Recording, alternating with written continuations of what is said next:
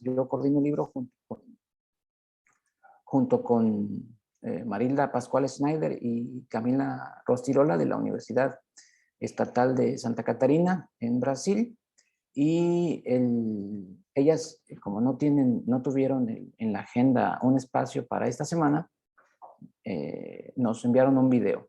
Entonces le pediría a Elena si nos puede pasar el video que nos sirva como preámbulo para los comentarios de Nayeli y José Emilio. Por favor, ingeniera. Estamos aqui nas comemorações do 37º aniversário da Faculdade de Pedagogia da Universidade de Colima, para lançar a nossa mais recente obra, Dispositivos de Accountability em Perspectiva, Limites e Alternativas à Política de Avaliação Educacional. Trata-se de uma coletânea organizada por 3 investigadores, Marilda Pascual Schneider, que sou eu, Camila Regina Rostirola, que sou eu, e pelo nosso colega Jaime Moreles Vasques, da Universidade de Colima. Essa coletânea ela está organizada em 11 capítulos e tem por objetivo oferecer à comunidade acadêmica e científica elementos para aprofundamento do debate teórico-prático sobre a accountability educacional.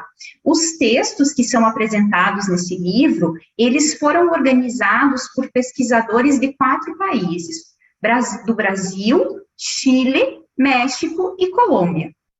É importante mencionar que, para os que têm menos familiaridade com a expressão accountability, que ela conserva um significado polissêmico e que, portanto, fica difícil traduzi-la para qualquer uma das línguas, quer seja português ou espanhol.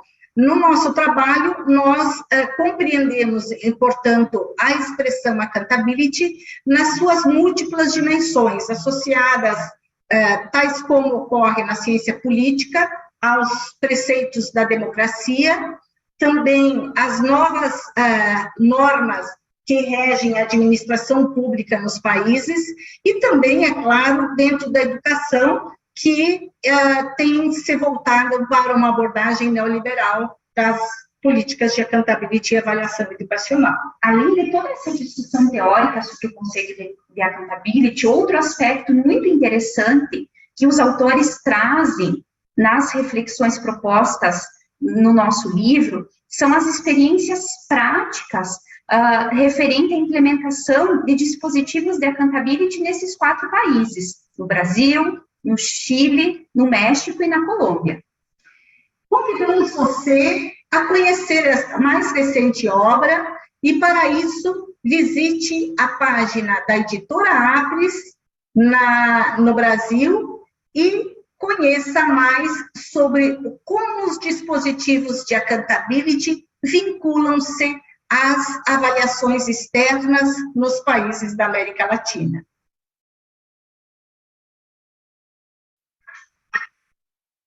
Olá, Camila. Gracias, Elena. Como ustedes vieron, es una obra interinstitucional, internacional, y con la participación de 4 distintos países de América Latina.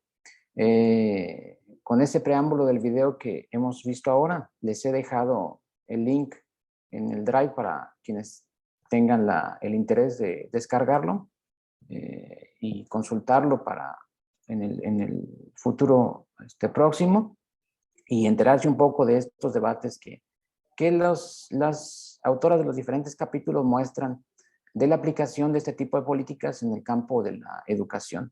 Le voy a dar la palabra a José Emilio Díaz Ballén, que es un profesor de la Universidad Pedagógica Nacional en Bogotá, Colombia, y que es un estudioso de este tipo de temas. El que hayas estado aquí disponible en tu agenda, nos haya hecho un espacio, José Emilio, te lo aprecio y te lo agradezco mucho, y pues esperamos tu participación con mucho entusiasmo. Bueno, muchas gracias. Un saludo, estimados colegas, en particular de la Facultad de Pedagogía de la Universidad de Colima. Me sumo y celebro este aniversario. su 37º aniversario de actividad académica e investigativa. Un saludo a todos los directivos, un saludo a todos los profesores, colegas, estudiantes, amigos de esta prestigiosa universidad. Efectivamente, mi nombre también, profesor e investigador en la Universidad Pedagógica Nacional, con sede aquí en Bogotá, en Colombia, miembro y líder del grupo de investigación Evaluándonos en la maestría y el doctorado de educación en este claustro académico. Me sumo a esta celebración y también me agrada mucho el poder estar aquí haciendo parte de este lanzamiento de esta obra tan importante que investigadores de América Latina estamos adelantando. Se trata de un libro que recoge unos primeros capítulos de ensayos y resultados de investigación, que pues comenzó todo esto en la universidad, en la UNOESCI en Brasil. Por eso los compiladores, a quienes también felicito, Marilda y Camila Regina y Jaime Morelis, creo que han sido los iniciadores y precursores de esta investigación que hoy adelantamos en un grupo de estudio e investigación en América Latina sobre el tema de políticas de evaluación y de accountability escolar. Como sabemos, y eso lo digo desde el epicentro en Colombia, también estamos viviendo por activa y por pasiva esas políticas de evaluación desde la educación básica, preescolar, básica, primaria, secundaria y media hasta la educación superior.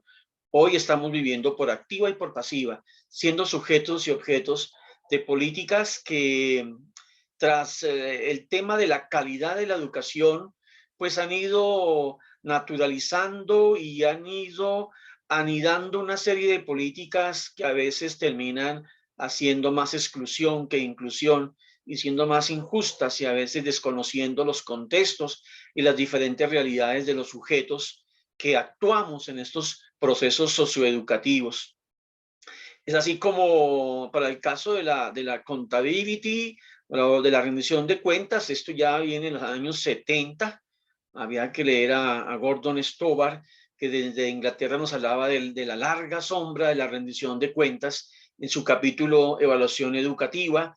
Y con la entrada de la evaluación de la calidad de la educación y la constitución de sistemas de evaluación en los países de América Latina y a nivel mundial, se ha ido lo que yo he llamado la globalización de las políticas de accountability escolar, cuya entrada se hace a través del enfoque de evaluación de rendición de cuentas. Para el caso de Colombia, la rendición de cuentas entra a través de unas políticas que he llamado las políticas del proyecto educativo neoliberal, que ha reforzado y ha determinado estas políticas ya hace 2, 3 décadas para el caso de Colombia y para el caso de América Latina. Por eso en el capítulo 7, que invito a degustar y a reflexionar y a criticar y a combatir esas ideas, hablo de tres determinantes de estas políticas de evaluación educativa y de accountability. En particular hablo del afianzamiento de ese Estado neoliberal con un proyecto educativo neoliberal que gusta de estos procedimientos, esas acciones e inacciones de política de rendición de cuentas, pero en su versión de accountability en el ámbito educativo y en el ámbito pedagógico, así como la nueva gestión pública como otro determinante, metodologías, acciones instrumentales en búsqueda de la eficacia y la eficiencia de ese Estado que se llama el Estado evaluador, que muchos ya hemos hablado y glosado del mismo. Y a través de esa instalación del Estado evaluador, pues todo lo que hemos llamado la accountability, que obviamente es un concepto nacido de la rendición de cuentas social y que ha instalado unas políticas de evaluaciones externas y estandarizadas, reduciendo, por lo menos de mi país, reduciendo la calidad de la educación a los resultados en las pruebas externas y estandarizadas en las que se desempeñan nuestros estudiantes en los diferentes grados. Por eso entonces la investigación y la reflexión hace falta en América Latina. Estamos haciendo obviamente ya evidenciando consecuencias en los países nuestros, en los sistemas educativos y en los sistemas nacionales de evaluación. Más allá de unas consecuencias meramente simbólicas, ya estamos siendo testigos de unas consecuencias de orden social y de orden educativo. Digamos que hay dos tipos de accountability que se han ido anidando: una que le gusta los resultados y que pone la educación en el ámbito de las leyes del mercado, del mercadeo, de la oferta y la demanda, los rankings de los mejores colegios, y que se publican año tras año, obviamente casi siempre en detrimento de la educación pública y gratuita, en donde los mejores resultados aparecen en los colegios privados, pues que en el fondo hacen o dedican toda su proyecto educativo al coaching para las pruebas, coaching assessment. Y obviamente respaldado bajo unos planes de estímulos, estímulos que han ido sembrando inclusive corrupción en el manejo de esos resultados en búsqueda de esos planes de estímulos. Por eso, finalmente, creo que alternativas muchas hay, como una rendición de cuentas democrática, participativa. Estamos hablando de cómo poder alternar con estas políticas que hoy nos consumen y nos inundan bajo indicadores de calidades contextualizados y obviamente distanciados de un enfoque diferencial contextual.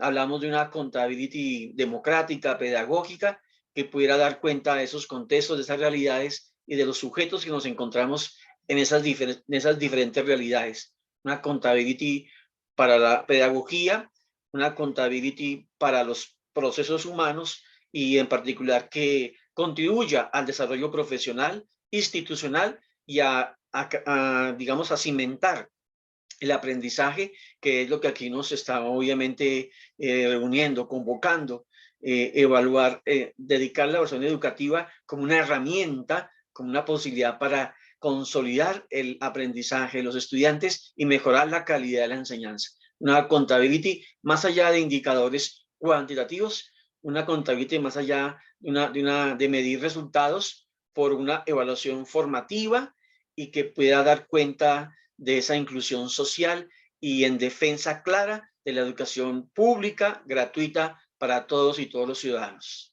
Muchas gracias. Muchas gracias, José Emilio. Entonces, yo quisiera destacar, enfatizar tres aspectos de los cuales has mencionado. Uno es el modelo ideológico detrás de este estado evaluador, de estos programas y mecanismos como el dispositivo de accountability, de la rendición de cuentas, como una de los aspectos que señalas. El segundo aspecto es el énfasis en los resultados numéricos o indicadores numéricos, entre los cuales se encuentran, por lo tanto, las pruebas de larga escala o los exámenes que conocemos, tanto en México como en Colombia, como en otros países de América Latina. Y este lleva al tercer aspecto que señalas respecto a la descontextualización de los procesos escolares. Es decir, una manera uniforme de observar los procesos educativos que hace a la escuela y a los centros escolares y los procesos pedagógicos a la educación, aislarla y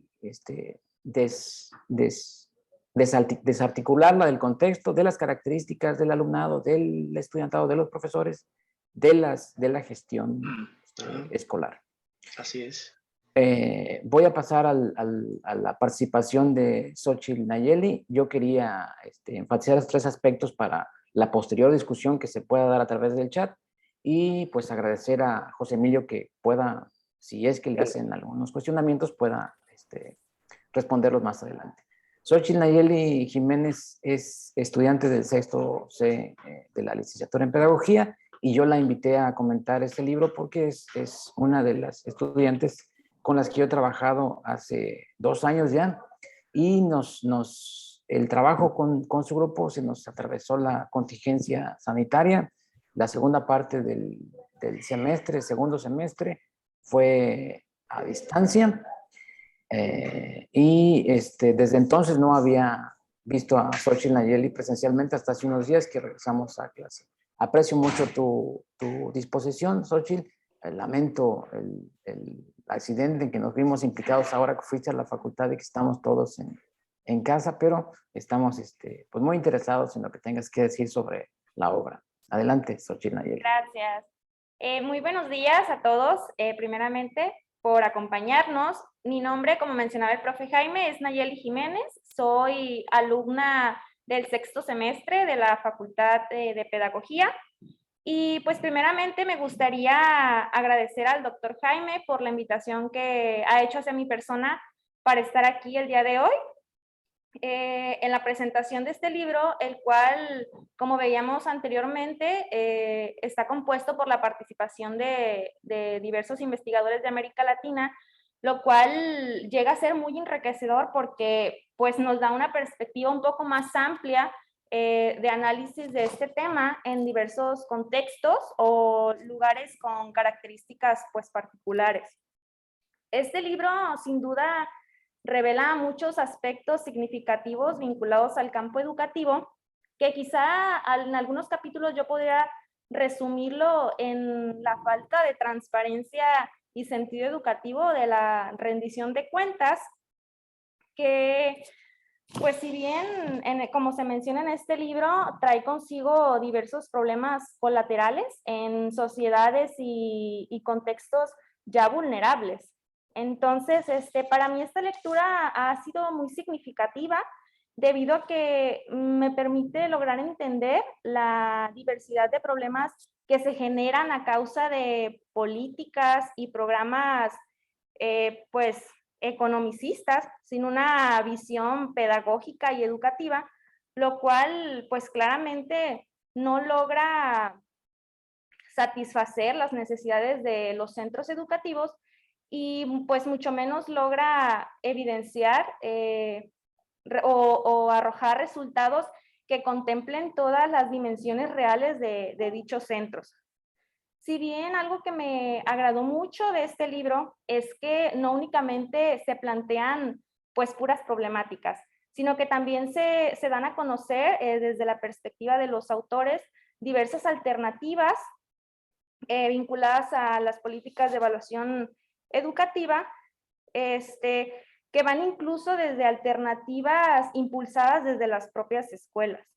Es por ello que estoy completamente segura de que este libro es y será un gran instrumento de consulta para la reflexión del uso de dispositivos de rendición de cuenta asociados a las políticas de evaluación educativa.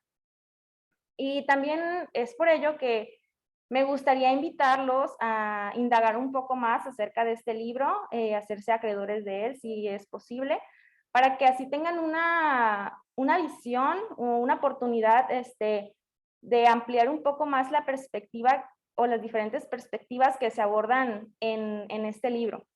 Y pues finalmente, para concluir mi corta intervención, me gustaría felicitar a los autores por tan importante y valiosa colaboración, de la cual estoy completamente segura va a ser un gran éxito. Muchas gracias.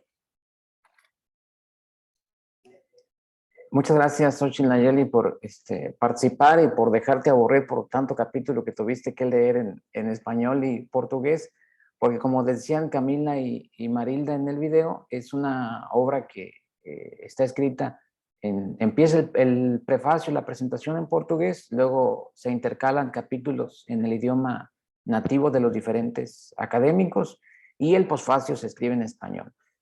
Como ustedes pudieron constatarlo, el video es entendible en el portugués, es 70% entendible, casi equiparable al español, y por lo tanto la lectura a que las invitan a Nayeli pues puede ser librada sin mayor complicación.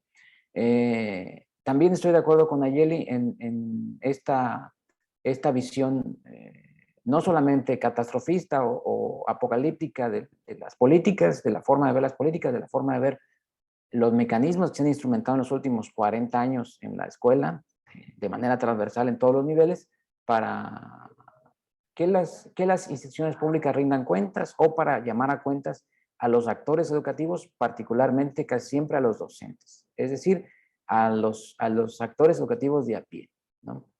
También hay, como dice Nayeli, algunos capítulos que abordan soluciones o posibles alternativas y que ya mencionaba también José Emilio. Yo quisiera destacar al menos una de las aportaciones o alternativas que hace una de las autoras de un capítulo, y que se refiere a contrarrestar estos mecanismos desde abajo, es decir, desde los centros escolares. Bueno, los profesores aún tienen el margen de acción de su aula, contrarrestar este tipo de mecanismos impositivos impuestos desde arriba, homogéneos, desde su capacidad de acción docente, ¿no? No recuerdo cómo llama el constructo, cómo lo denomina en el capítulo, pero él habla de entender el proceso educativo desde el contexto donde tiene sentido la interacción pedagógica. Justamente la investigación relativa al logro escolar, al logro o al fracaso escolar, nos muestra que es el trabajo docente, que es el trabajo del profesor, el único mecanismo compensador del contexto de vulnerabilidad donde puede estar la escuela o donde puede estar el estudiante en su entorno familiar.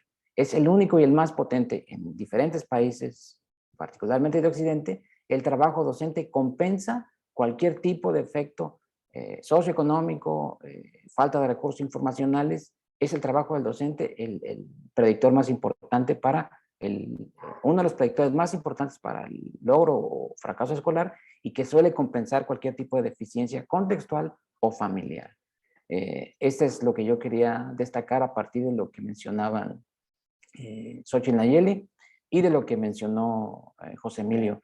No tenemos aún preguntas en el chat o comentarios, solamente agradecimientos sobre haber recibido el libro y sobre una demanda de que pongan el link para registrar asistencia, ¿no?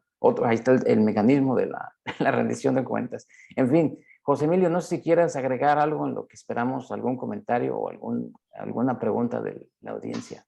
Yo creo que pues, lo que nos ha mostrado la investigación y las investigaciones y los debates y discusiones, más allá del orden académico, teórico, conceptual, pues sí, es ese boom que está haciendo efecto de esa globalización de las políticas de accountability escolar, y es esa responsabilización al profesorado como el único responsable y garante de la calidad educativa. Y tenemos muy claro que los responsables es el Estado. Responsables también son las familias o los tutores o los que acompañan a los estudiantes, y también la escuela, el profesorado.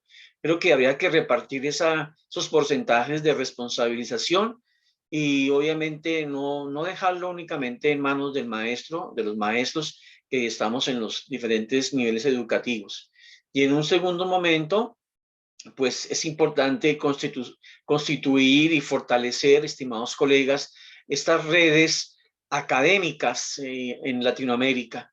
Se trata de un proyecto, estamos en contra pues de un proyecto que es hegemónico, un proyecto hegemónico neoliberal.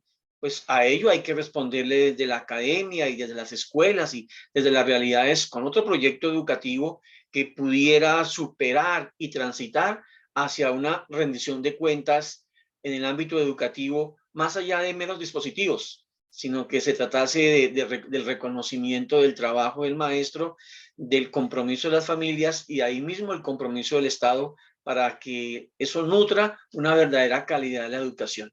Calidad de la educación no puede ser igual a resultados en las pruebas externas estandarizadas o en los indicadores que a veces terminan invisibilizando las comunidades y los sujetos. Creo que hacia allá va un poco el trabajo, la reflexión y la investigación en América Latina, particularmente en esos países que han nombrado, en donde nos ha interesado trabajar un poco en esta orilla desde una perspectiva sociocrítica y propositiva, y cómo caminar hacia un proyecto también contrahegemónico de lo que ya vemos caminando a nivel global, continental y local. Sí, uno de los efectos de ese tipo de mecanismos, de ese tipo de programas impulsados, ha tenido efectos perversos, resultados no deseados. Uno de los efectos, por ejemplo, de los que hablaban Xochitl Nayeli y José Emilio es la elaboración de rankings, ¿no? De rankings de mejores escuelas, mejores estudiantes, mejores docentes, ¿no? Otro de los efectos es, también mencionaba José Emilio hace rato, es la incentivación al trabajo docente, lo que se llama de manera crítica el desempeñismo, y que ha generado un efecto no deseado que es la corrupción, ¿no? Hablaba José Emilio de enseñanza basada en la prueba, profesores estamos pensando la discusión pedagógica, el trabajo pedagógico, pensando en el examen como meta final. Y desde hace 50 años, al menos, se sabe que el elemento más importante en el rendimiento medido incluso en ese tipo de pruebas es el nivel socioeconómico. El estatus socioeconómico es el determinante más importante del logro en ese tipo de pruebas y en el logro de aprendizajes en general. Entonces, hasta parece un poco paradójico que se impulsen medidas que dejan un tanto el contexto de vulnerabilidad de las escuelas o de los estudiantes y se impulsen sin tener en cuenta estas cuestiones como señalaban Xochitl Nayeli y José Emilio. No sé si quieras mencionar algo, Xochitl Nayeli, porque voy a leer un comentario de Diego Farías. No, pues yo creo que mejor pasamos a los comentarios. Dice Diego que si podemos hablar de cómo en el entorno se vive esta lucha por la deficiente rendición de cuentas por parte del Estado y qué plan es conveniente llevar a cabo para que el Estado sea más transparente. Bueno, antes de que Xochitl Nayeli y José Emilio opinen sobre estos dos asuntos, yo le quiero recomendar a Diego Farías que lea el capítulo de Emerson, no recuerdo ahorita el apellido de Emerson, pero Emerson habla de cómo bajo este dispositivo de rendición de cuentas se oscurecen unos aspectos para que tú te fijes en otros. Y eso es justamente la tesis de este autor en el capítulo sobre lo que estás preguntando. A ver, Xochitl Nayeli y José Emilio, si quieren abordar este comentario de Diego. ¿Cómo en el entorno escolar se vive esta lucha por la deficiente rendición de cuentas por parte del Estado y qué se tiene que hacer para que sean más transparentes? Entiendo que se refiere al Estado, a los gobiernos. Bueno, sí, de pronto, Jaime, hablo desde el caso colombiano porque el caso mexicano no podría en este momento decirlo, pero en el caso colombiano, digamos que podemos como distinguir como 2 o 3 tendencias desde la escuela, desde el profesorado. Pues digamos que es una maquinaria que nos ha ido envolviendo y como dice Paulo Freire, nos tiene al 90% ocupados y preocupados de estas pruebas. Digamos que la mayoría de profesores, un gran grupo, a veces pues se quedan como, digamos, siendo más papistas que el Papa, o sea, están trabajando dedicados a hacer coaching educativo, reemplazando el currículo a enseñar y reemplazando su saber y su patrimonio cultural para rendirle culto a un patrimonio social, a un prestigio social a través de los resultados y el ranking.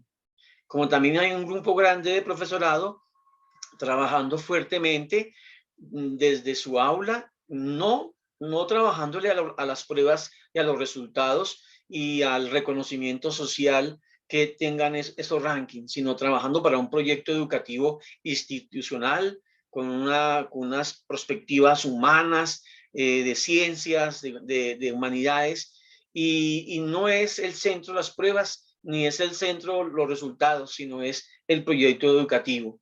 Y hay otros profesores también muy inquietos trabajando en esas pruebas, se sientan con los estudiantes, las descomponen, hacen ejercicios para mirar cómo están limitadas, porque son pruebas limitadas, por más que los técnicos de la accountability, de la medición, se esfuercen por tener unos ítems, unas preguntas que den cuenta del currículo, lo que se observa es a veces pruebas limitadas, obviamente son pruebas, son test de papel y lápiz que están limitadas y preguntan y miden algunas competencias, pero sabemos que el trabajo fuerte está en el aula. Por eso entonces sigo sigo yo creyendo y obviamente proponiendo, el ejercicio está en revitalizar la práctica educativa del maestro y en fortalecer la práctica evaluativa en el aula, como dos herramientas, como dos respuestas ante estas políticas de rendición de cuentas que escudan algunas deficiencias del Estado y que responsabilizan a la escuela y al profesor e incluso a los estudiantes mismos por los bajos o altos resultados. Es que el cuestionamiento, muchas gracias, José Emilio, el cuestionamiento de Diego es bastante complejo y respecto a lo que señalas de la responsabilización docente, por ejemplo, en el caso de México, Xóchitl Nayeli no se va a acordar porque es muy joven, pero antes de la reforma educativa de 2013 hubo un bombardeo respecto al trabajo docente, incluso en los cines, en las salas de cine, había este fenómeno que se llama la irrupción de las organizaciones sin fines de lucro que se meten a financiar la educación o a hacer política educativa. Entonces hubo un trabajo muy duro en publicidad, en los medios para desprestigiar el trabajo docente. Entonces, esta es una de las formas en que uno puede llamar a cuentas al gobierno, Diego, respecto a que no existe un solo actor en toda la ecuación educativa que sea determinante para la calidad de la educación. Entonces, al responsabilizar al docente, como dice José Emilio, pues está oscureciendo, como te propongo que leas el capítulo de Emerson, otros aspectos que quisieran sean más importantes en la determinación de lo que sea que se entienda por calidad, ¿no? Y en el sentido pues más sencillo posible sería que todos pudieran desarrollar las capacidades o aprendizajes esperados, no importando el contexto en el cual estuvieran estudiando o hayan crecido. No sé si quieras comentar algo al respecto, Xóchitl Nayeli, por favor. No, pues solamente para agregar de que, como mencionaba anteriormente, yo en la intervención que tuve, una de las alternativas podría ser que pues se involucren a los agentes que pues participan realmente en el campo educativo y que pues de alguna manera es como más, se ejerce como más la empatía por el desarrollo que se tiene dentro de los campos que de personas exteriores, ¿no? Y justamente es el comentario siguiente respecto a esto que dices, Xóchitl Nayeli, de Angélica Rubí. Muchas gracias por tu comentario, Angélica. Gracias, Diego, por las preguntas que hiciste. Y nos llama Angélica Rubí respecto a si esta discusión no tenía que haberse planteado antes a la presentación anterior sobre las acreditaciones, porque el punto de vista parece muy crítico de los autores de los diferentes capítulos del libro.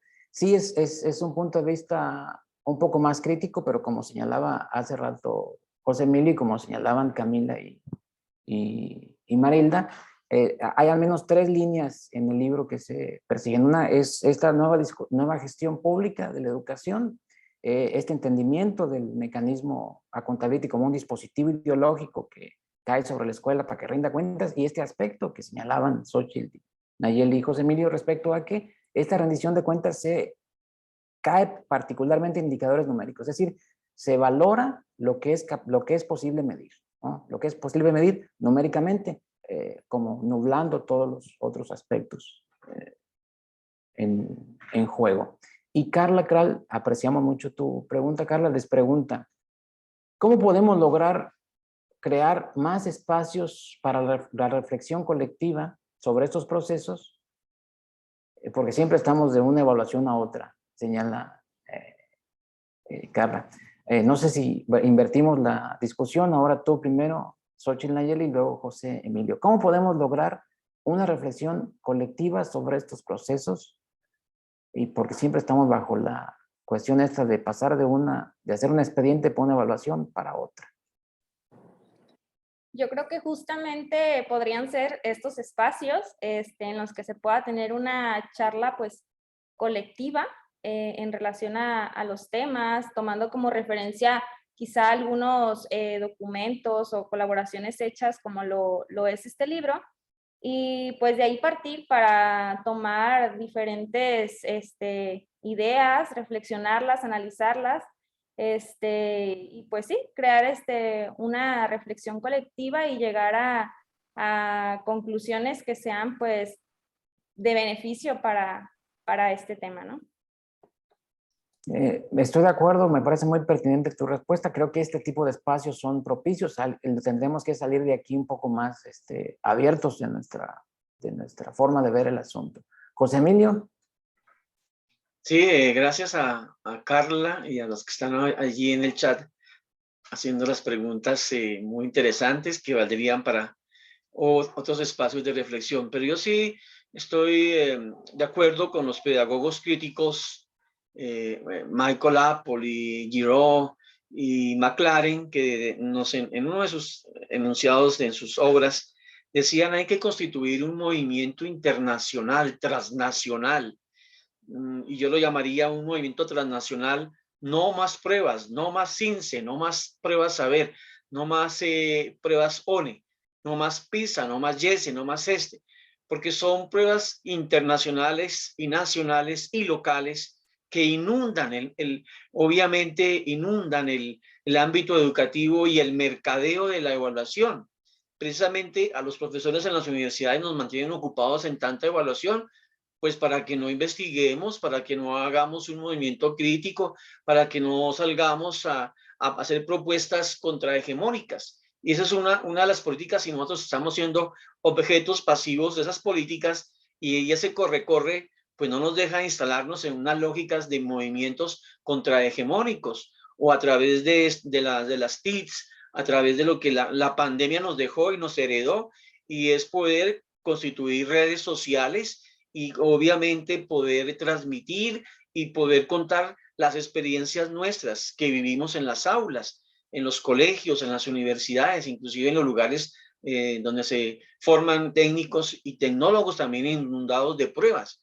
Entonces, en ese sentido, sí hay que constituir primero redes académicas, educativas a nivel local y llevarlas a un movimiento nacional y a un movimiento internacional que pudiera tener un proyecto educativo más allá de la rendición de cuentas como pruebas que limitan el conocimiento, limitan el currículo y limitan y obstaculizan el verdadero sentido de formación que tenemos en las escuelas a través de los proyectos educativos institucionales.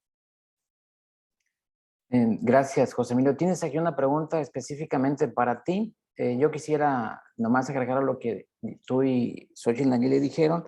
Es que no sé cómo haya sido en Colombia, yo supongo que es parecido a México, pero en México siempre se hacen foros, no importa el gobierno que esté, para hacer consultas públicas sobre X programa, X plan, aunque ya sabemos que es una especie de simulaciones para que cada quien eche la agenda que quiere echar a andar. Y por eso es importante la reflexión colectiva generada por este tipo de espacios, y por eso es importante que visiones críticas como las de los pensadores que mencionaste sean tenidas en cuenta en la formación de los estudiantes, particularmente de pedagogía, porque aquí tenemos particularmente estudiantes de pedagogía, y pues yo agregaría las que dijiste a Paulo Freire. Te pregunta Marlene, muchas gracias Marlene, ¿qué tan significativo es el conocimiento? Depende de lo que obtengan en los resultados de las pruebas, porque así es como se valora. Yo entiendo que el cuestionamiento va en el sentido de esa asociación.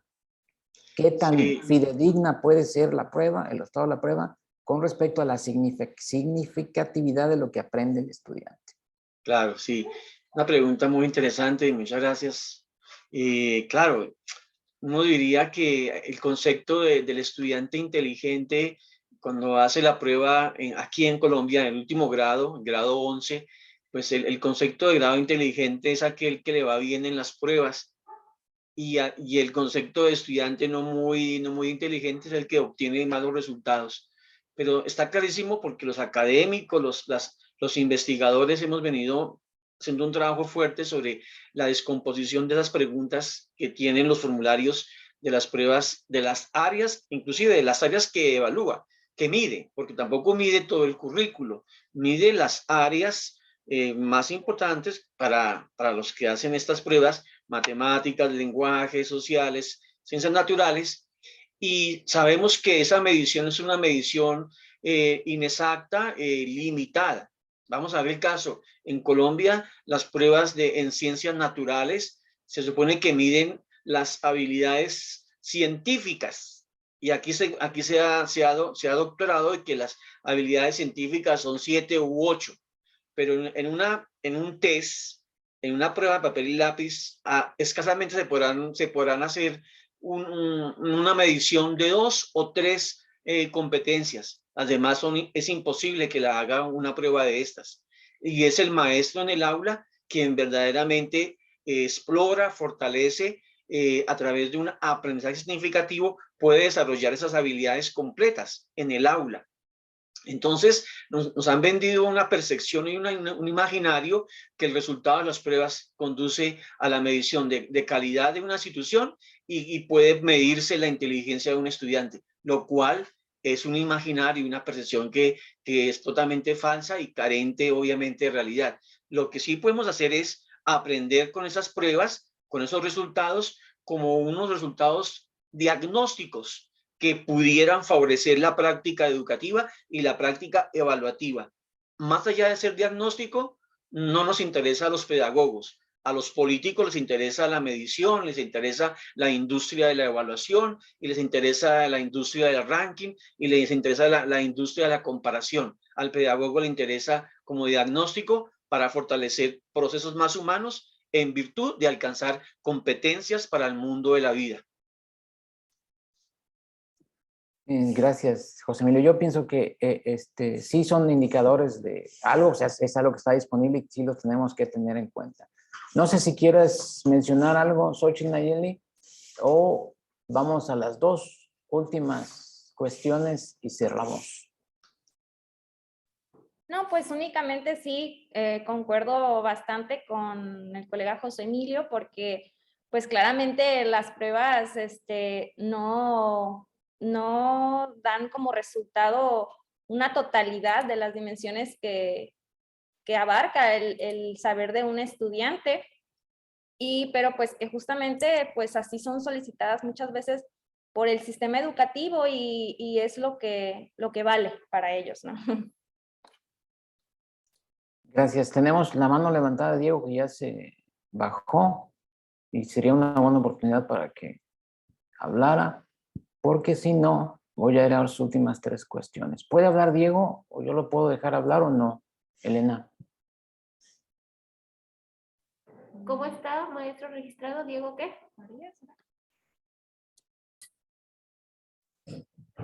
Diego Farías. Dice Erika Hernández que al menos en el contexto que ella vive, que es en Colima, se responsabiliza a los maestros. Aquí quiero hacer un paréntesis que no estamos romantizando el trabajo docente. Así como hay profesores buenos, hay unos muy buenos, unos excelentes, pero hay unos pésimos, ¿no? No estamos responsabilizando el trabajo docente, estamos haciendo énfasis en el argumento de José Emilio respecto a que las políticas pusieron en foco, este tipo de políticas, este tipo de mecanismos, pusieron el foco en el trabajo docente. Es decir, el profesor es el que hay que monitorear, ¿no? Es el que tiene que venir aquí a darnos cuenta de si está trabajando o no. E incluso se responsabilizó, como en el caso de México, de los resultados de aprendizaje de esos estudiantes, ¿no? Lo cual parece bastante ilógico. Y ella dice... Los permisos. ¿Cómo, perdón? Ya tiene los permisos Diego Farías. Oh, ahorita le preguntamos si quiere hablar. Y entonces dice que es un problema más contextual, dice Erika. Entre ellos, los problemas relacionados con la Secretaría de Educación, las instituciones y, bueno, podemos agregar las familias. Andrea Berenice, gracias Andrea Berenice, dice que enseñanza basada en la prueba, ¿por qué? Bueno, ya decíamos que es un efecto no deseado, que los profesores empiezan a preparar a los estudiantes para que respondan los exámenes. Creo que la pregunta de Mar, es Andrea Bernice otra vez, fue planteada de manera distinta. ¿Te refieres a Marlene? Ahorita le abrimos el micrófono a Marlene para que la plantee. Y dice Rodolfo Rangel, aquí vamos a entrar a cuestiones más o menos espinosas, Xochitl, Nayeli y José Emilio, porque dice que les pregunta su opinión, yo también la voy a dar al final, sobre las políticas implementadas por gobiernos de izquierda relacionados por procesos de evaluación. Aún no gana la izquierda en Colombia, ¿no? ¿Cuándo son? Se va Duque, no me acuerdo cuándo. Entonces, ¿quieres su opinión? Este año tenemos cambio de gobierno. Éntrale pues, José Emilio. ¿Qué piensas sobre las políticas implementadas por los gobiernos de izquierda relativas a los procesos de evaluación? Bueno, es una pregunta fuerte, ¿no? Pero yo sí pienso que todas las políticas de evaluación, por lo menos en Colombia, y seguramente es isomorfo a todos los países en América Latina y en el mundo, por lo menos las políticas que vienen de este Estado neoliberal, de este Estado de evaluador, esta nueva gestión pública, que son, como dice Michael Apple, fruto de la alianza entre el sector conservador y neoliberal, que gustan de estas acciones, de esta epistemología racional e instrumental, pues casi siempre en Colombia han buscado desfavorecer la educación pública y favorecer la educación privada. Y eso está claro en el momento en que se publican los resultados, en el momento en que se habla de calidad educativa, y siempre la balanza estará inclinada hacia lo privado. Y eso también pasó en Chile y también pasa en Brasil, que ha copiado todo Estados Unidos. Y así como Estados Unidos es la meca del testing, también lo sucede en Brasil, que creen que a mayor número de pruebas, más pruebas y más pruebas habrá calidad de la educación. En Colombia tenemos un sistema de evaluación que es la prueba saber, que permea toda la educación desde primaria hasta la educación superior. Entonces, en ese sentido, creo yo que sí, no es que estemos aquí satanizando las pruebas porque tienen un valor importante, un valor político, ideológico, para quienes sustentan este tipo de predicamentos y dispositivos, pero también hay que darle un valor desde la escuela y desde la pedagogía y desde la práctica educativa, y hay que recibirlos como resultados que son diagnósticos para favorecer la práctica educativa y la evaluación formativa en el aula. Y eso lo hemos aprendido en Colombia, lo estamos aprendiendo a veces por momentos muy difíciles, pero creo que es el momento en que el maestro no puede estar a la otra orilla solamente mirando o siendo operador acrítico. Nos toca ponernos delante de esas pruebas y ver de qué manera podemos usarlas en beneficio, no entregarnos a ellas, pero la idea es en el aula, ¿qué podemos hacer en ese metro de libertad que nos dan las políticas educativas sobre evaluación en los niveles educativos? Creo que en ese sentido, pues han habido muchos elementos, pero por lo menos sí somos, digamos que partidarios de que hubiese unas evaluaciones, por lo menos locales, regionales, nacionales, que pudieran triangularse y de alguna manera dar cuenta de la calidad, y que no solamente midan algunas áreas fundamentales, sino que midan el currículo escolar completo, que creemos que eso daría otro tipo de información y daría cuenta de las realidades y contextos en que se mueve la educación, por lo menos en Colombia, en un país que tiene diferencias abismales regionales y diferencias socioculturales fuertes. Y entonces las pruebas siguen haciendo es remarcar esa diferencia entre los que más tienen y los que menos tienen, entre lo público y lo privado, entre la inclusión y la exclusión. Y creo que eso no es el operar de un pedagogo y de una pedagogía crítica, sino que busca la equidad y busca la justicia social ante todo. Creo que esas políticas aún no existen, por lo tanto, José Emilio. Xochitl Nayeli, ¿cuál es tu opinión?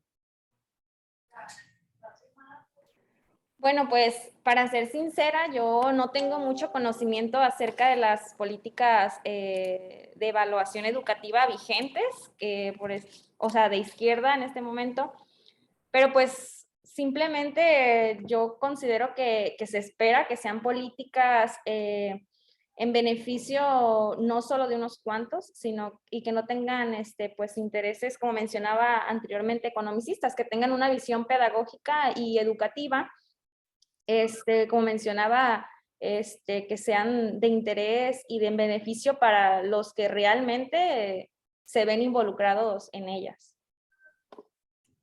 Hace 50 años se sabe que el indicador más importante del fracaso extraescolar es el nivel socioeconómico. O sea, se puede ser medido por números, por pruebas de larga escala, lo que ustedes quieran.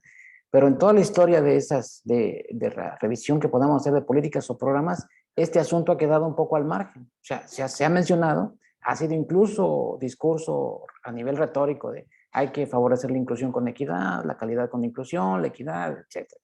Pero se ha dejado dentro de los programas de manera específica educativos, al menos los que yo conozco en México, este asunto, ¿no? Curiosamente, no es el asunto de interés de las políticas y los programas de los gobiernos que se declaren de centro izquierda, centro derecha, derecha. Yo creo que no existe, bueno, que yo conozca un gobierno de izquierda actualmente en la historia del país o en la historia de América Latina. A lo mejor, si hubiera participado Marilda y Camila, nos podrían hablar del trabajo que hizo Lula y Dilma en Brasil. Esa es mi opinión sobre lo que señalaba Rodolfo. Muchas gracias, Rodolfo. Y respondiste una de las preguntas que vienen más abajo en el chat, José Emilio, respecto a darle el valor a las pruebas, el justo valor a las pruebas que tienen, es decir, no quiere decir que sean algo malo ni algo diabólico y debemos suprimir de ellas, suprimirlas, sino más bien tomarlas con la prudencia necesaria, sabiendo que un estudiante con esas características va a tener un resultado X por este tipo de características en las que ha sido desarrollado. Valeria, ¿quieres hablar? No, Elena, le podemos dar, y con Valeria vamos a terminar. A Valeria, está como Valeria Alejandra, y luego le das por favor a Paul y con él terminamos nuestra sesión. Maestro, ¿pueden activar ellos su micrófono ya? Adelante, Valeria, por favor, y luego sigue Paul, que es nuestro director, que le aprecio mucho que nos haya seguido aquí la discusión. Adelante, Valeria. Buenos días. Pues mi pregunta en el chat era que si consideraban que si se incluyeran pruebas cualitativas a las pruebas cuantitativas habría una mejor rendición de cuentas. Y me refería a que nuestro gobierno sigue tomando mucho en cuenta más que nada el numerito que se saca cuando califican un examen y no cómo adquirió ese conocimiento el niño. Se están preocupando por el numerito del examen y no por el conocimiento que haya adquirido el estudiante. Pero muchas veces cometemos la equivocación, y ustedes ya lo han comentado el día de hoy, de que se le echa la culpa a los profesores, cuando el profesor está haciendo su trabajo y a lo mejor el padre de familia no lo está haciendo, es decir, apoyarlo cuando necesita hacer una tarea, a lo mejor mandarlo a clubs de tarea para apoyarlo, o si el niño tiene alguna dificultad, el padre, al igual que el maestro, tienen la responsabilidad de, ¿cómo se podría decir? De observar si necesita algún tipo de apoyo, porque ustedes más que nadie saben que hay diferentes formas de aprender. Hay visual, hay auditivo, hay kinestésico. Entonces, si un niño necesita un tipo de educación diferente y no saca un porcentaje alto en una prueba donde es escrita y a lo mejor él aprende kinestésicamente, puede ser que su desarrollo no sea completamente asertivo o gratificante y estemos equívocos en ¿cómo se podría decir? En los resultados que se adquieren en la prueba, porque es eso, nos fijamos mucho en el numerito. ¿Ustedes qué opinan? ¿Sí consideran que si incluyéramos pruebas cualitativas a las pruebas cuantitativas habría una mejor rendición de cuentas? Va a estar muy complicado hacer ese tipo de mecanismos, pero le damos brevemente la palabra a Xochitl Nayeli y a José Emilio para que nos den su punto de vista. Bueno, pues yo considero que a lo mejor sí sería una buena alternativa, obviamente, valorar también aspectos cualitativos y no solamente cuantitativos. Pero no, eso no, a lo mejor y no quiere decir que se vaya a tener una rendición de cuentas, pues, como más clara o más real. Y también me gustaría agregar que, pues sí, estoy completamente de acuerdo en que únicamente no la responsabilidad es del docente, como mencionábamos anteriormente, y que llega a abarcar incluso la responsabilidad que tienen los padres en casa con en este caso con sus hijos, para que el aprendizaje pues fluya también y sea un poco más significativo, ya que también pues en la educación se llegan a traer muchos problemas de casa que también afectan pues los resultados o el nivel de que el alumno le pone a los estudios, pues. José Emilio. Sí, bueno, Valeria Alejandra, sí, tu propuesta es muy interesante, pero me parece que eso que tú planteas debe ser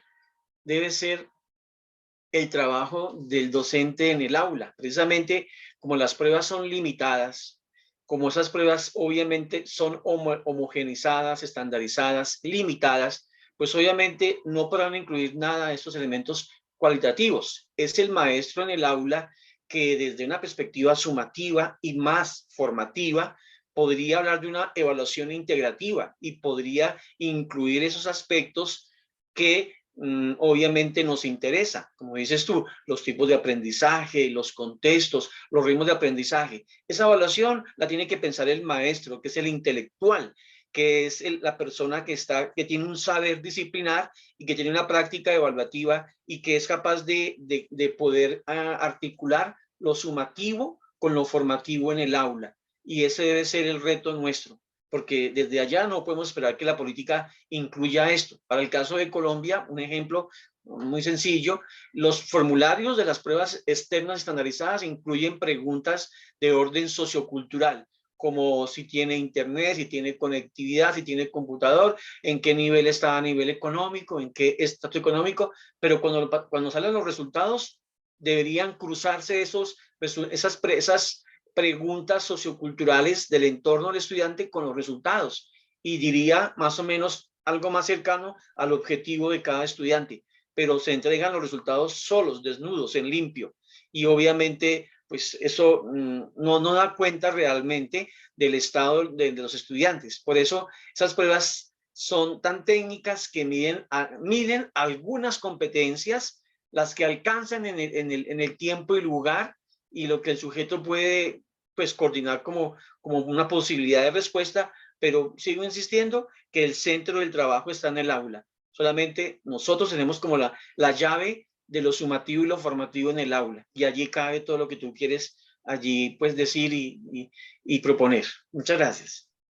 Sí, la escuela es un proyecto colectivo, determinar esos aspectos culturales, socioeconómicos que indagan las pruebas en cuestiones de contexto, siguen siendo determinantes en el desempeño. Entonces, el trabajo docente, como quiero reiterar lo que lo dije hace un momento, es en la investigación sobre el logro escolar, el logro de aprendizajes, aunque sean medidos por pruebas, el trabajo docente es el que mejor compensa cualquier tipo de deficiencia de información socioeconómica, familiar, cultural, en estudiantes en contextos de desventaja. Sí, Paul, por favor. Gracias, doctor. Pues primero agradecer la participación, la presentación durante esta semana y quiero también plantear un elemento que está relacionado con lo que Valeria ya también ponía sobre la mesa, por ejemplo, con la integración de elementos cuantitativos como parte de los procesos de evaluación, y es relacionado más en términos de el esfuerzo que se requiere precisamente para integrar una manera alternativa de evaluar, ¿no? Y evaluar desde la perspectiva, por ejemplo, no me refiero a evaluación del proceso de enseñanza-aprendizaje o del aprendizaje en sí mismo, sino pensando, por ejemplo, en evaluación más a nivel institucional, en términos de un concepto que se ha utilizado también ya desde hace tiempo en el entorno educativo, que es la evaluación, por ejemplo, del desempeño docente, ¿no? O sea, cómo crear esas alternativas de evaluación que precisamente puedan incluir todos estos elementos y que necesariamente implica una reflexión desde la perspectiva de la gestión, ¿no? Es decir, cómo un ejercicio de evaluación que integre, por ejemplo, la parte cualitativa, podría visualizarse, concretarse, aterrizarse en una metodología para la evaluación y que permita también generar reflexiones en torno a la calidad educativa, pero desde esta arista o desde esta perspectiva crítica que se plantea. Y eso cuidando los sesgos de lo que puede implicar en términos de caer también en una perspectiva instrumentalista, que al final podría haber ese riesgo también, ¿no? Pero el planteamiento está en que se requiere también esta perspectiva de cómo estos elementos podrían integrarse desde la perspectiva de la gestión, porque al final ahí también va a ser una manera en la que se puede incidir en términos de incorporarla y asimilarla como una política en el sistema. Creo que si no hay una sistematización en términos de cómo poder hacer esta evaluación que parta de lo micro y que pueda tener o generar un panorama más hacia niveles macro, pues se dificulta que permee en términos de política del sistema educativo, ¿verdad? Solamente quería hacer ese comentario para ponerlo también sobre la mesa. Muchas gracias, Paul, y muchas gracias a todas y todos por sus participaciones y comentarios en el chat. Desafortunadamente no podemos atenderlos por cuestiones de la agenda y porque queremos cerrar aquí el evento para mostrar el tipo de reconocimiento que le vamos a dar a nuestros comentaristas. Si pudiera compartir pantalla lo haría, pero les vamos a dar una constancia que dicen, es que me está fallando el equipo. Bueno, es muy curioso, pero a veces el equipo falla en el momento menos oportuno. Y hoy el teclado y el mouse de Sara se conectaron a mi computadora y los míos en el de ella, entonces ha sido un problema casi todo el día estar manipulando las computadoras. Pero les vamos a entregar una constancia a Xochitl, Nayeli y a José Emilio y a Camila y Marilda por participar en la presentación, que reconoce su participación como comentarista y autor de algún capítulo del libro Dispositivos de Accountability en Perspectiva, Límites y Alternativas a la Política Educacional, realizada en este marco del 37 aniversario de la Facultad de Pedagogía, el día de hoy, y que tiene 1 hora y media de duración y con valor curricular. Así que muchas gracias, apreciamos mucho su participación. Les informo que se mantengan pendientes de la programación. Paul, ¿quieres mencionar algo más? Adelante, por favor. Bueno, ya sería un comercial adicional al panel una vez que lo ha cerrado. Gracias, doctor Jaime, gracias, doctor Emilio, por su presencia. Gracias, Nayeli, nuevamente. Y aprovecho el espacio para comentar y reiterar la invitación también, estudiantes sobre todo, y me dirijo a ellos particularmente, porque efectivamente este contraste que ustedes han visto ahora y que lo van a encontrar durante la semana en términos de perspectivas de analizar un tema de interés en el ámbito pedagógico, pues dos formas, dos perspectivas de revisarlo, y eso es parte también de la construcción en términos de la formación pedagógica, es decir, tener diferentes perspectivas desde donde ver un mismo tema. Y recuerdan que en una conferencia ayer se mencionaba, se reiteraba esta multidisciplinariedad, este encuentro de formas de analizar el hecho educativo, y pues precisamente la invitación es a que ustedes profundicen, vayan viendo diferentes formas de analizar el hecho educativo y a partir de ahí construyan y vayan construyendo, construyendo y apropiándose de la manera en cómo ustedes se van a explicar el hecho educativo y cómo lo van a explicar a otros y a otras. Entonces, solamente la invitación para que lo vean, reiteren esa diferencia en términos de contrastes, y pues qué mejor que se palpe así durante esta semana, ¿verdad? Y el comercial, ya después de hacer el comentario, es, recuerden que están las actividades culturales. Las actividades culturales son presenciales. Hemos hecho un ajuste en el horario de las actividades culturales para que ustedes puedan asistir. Hay un formulario de registro porque no hay un espacio, digamos, no estaremos teniendo un ingreso ilimitado, sino que a partir del registro, pues estarían ustedes teniendo. Recuerden lo que son actividades que pues están consideradas en el currículum, que ustedes al final del semestre tienen que acreditar la participación, y pues en ese sentido invitarles para estar presentes. Me han planteado algunas dudas, por ejemplo, estudiantes foráneos, si necesitan asistir o si es obligatorio que asistan. Particularmente, ahora les estamos comentando que no, donde sí está la obligatoriedad es la parte de las actividades en línea, y en la parte de estas actividades culturales, como no hay el aforo abierto, pues no es una obligación. ¿De acuerdo? Entonces, solamente es el espacio, y pues profesores, profesoras, y sé que hay muchas otras cosas en la agenda. Me quedaría, si hay dudas, por aquí veo una mano levantada de Diana, seguramente va a ser respecto a esto que les estoy comentando. Entonces, me quedaría unos minutos en la conexión para aprovechar que están por aquí y poder resolver dudas si hay al respecto. Bueno, muchas gracias, José Emilio, muchas gracias, Bueno, un feliz día a todos, colegas, y que sigan celebrando. Hasta pronto, y quedo Gracias, profe. atento. Bye. Hasta pronto. Y también, como menciona la doctora Carla en el chat, el día jueves estaremos teniendo la presentación de carteles. Estos carteles son carteles que han elaborado estudiantes de la Maestría en Innovación Educativa, y que hablan de los proyectos de intervención y de innovación que ellos están realizando. Entonces, es una excelente oportunidad para que ustedes puedan también ver qué es lo que se está trabajando en la maestría, y esa actividad también es presencial, y estarán disponibles la exposición de los carteles a partir de las 5 de la tarde, y pueden ustedes escuchar también la explicación que harán de estos proyectos, y además también puede ser un referente de temas específicos que ustedes pueden estar abordando también como parte de su formación en la licenciatura. Entonces, la invitación también está abierta para que participen. Diana, adelante. Buenas tardes. Yo quisiera saber esto. Lo que pasa es que yo y varios compañeros míos nos inscribimos a talleres. Por ejemplo, yo me inscribí a dinámica grupal, pero me registré y no me ha llegado nada, o sea, horario o día, o como ahí, ¿qué puedo hacer? La dinámica que se está siguiendo es una vez que ustedes hicieron el registro, en términos de los talleres que aparecieron como presenciales.